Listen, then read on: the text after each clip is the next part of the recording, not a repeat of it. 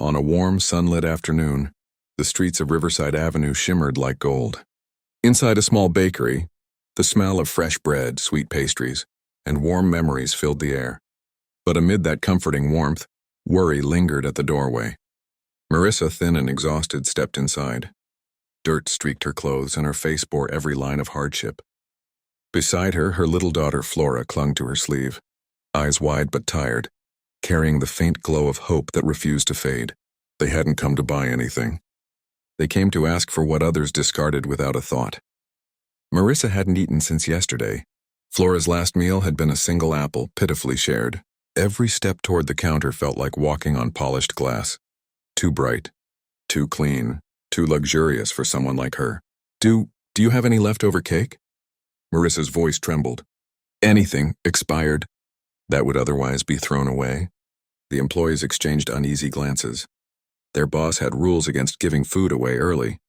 Shame pressed on Marissa like a weight, but hunger made her stand her ground.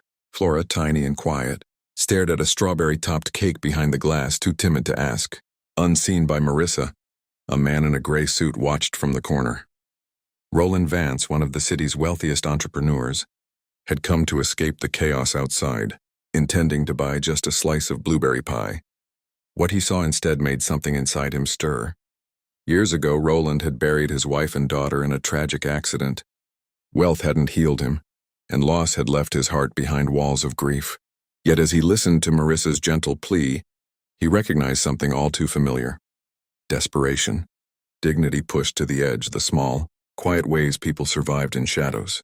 He didn't hesitate, not with fanfare, not announcing who he was.